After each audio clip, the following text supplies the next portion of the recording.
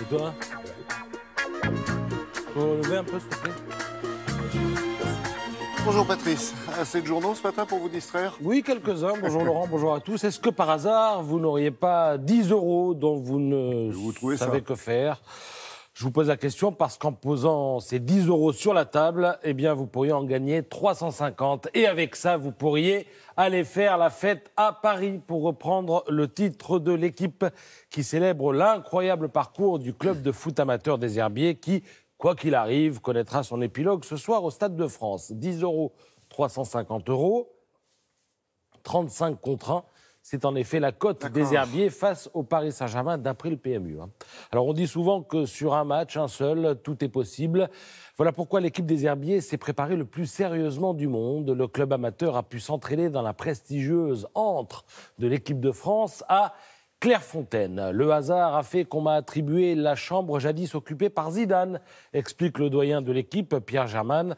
Quand je suis entré dans la pièce, j'ai fermé les yeux et j'ai juste voulu en respirer l'air, dit-il. Alors l'enjeu sportif du match ce soir, il est à peu près nul. Toute la question est de savoir au bout de combien de temps le verrou des Herbiers va sauter, parce que quand je parle de verrou, c'est à dessein. L'entraîneur des Herbiers le confesse volontiers, il a travaillé sur 2 hypothèses de jeu. D'abord, que son équipe ne touchera pas souvent le ballon.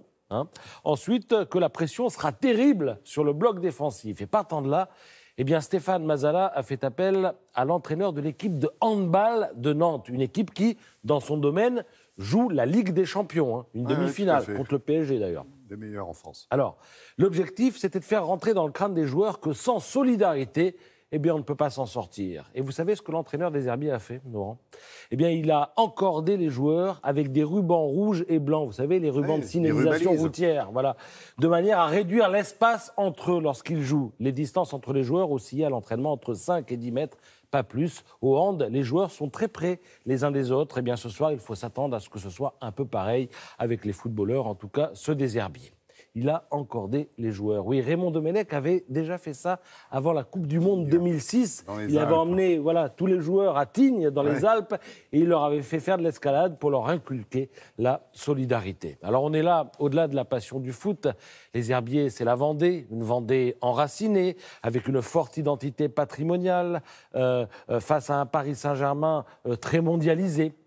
Une Vendée qui n'est pas du genre à douter, une Vendée qui s'est toujours dressée contre Paris, une Vendée qui a toujours défié le centralisme. Pour prendre la mesure de tout cela, eh bien, il faut lire Le Monde ce matin, avec son taux de chômage inférieur à 5% et son dynamisme économique sur fond de christianisme social et d'indépendance revendiquée par rapport à l'État centralisateur. Les Herbiers incarnent cette Vendée prospère qui ignore la crise, écrit Alexandre Pedro.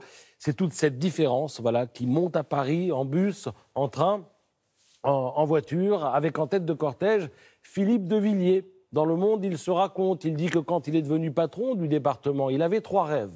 1, faire flotter le drapeau de la Vendée au bout du monde. Ce fut le Vendée Globe.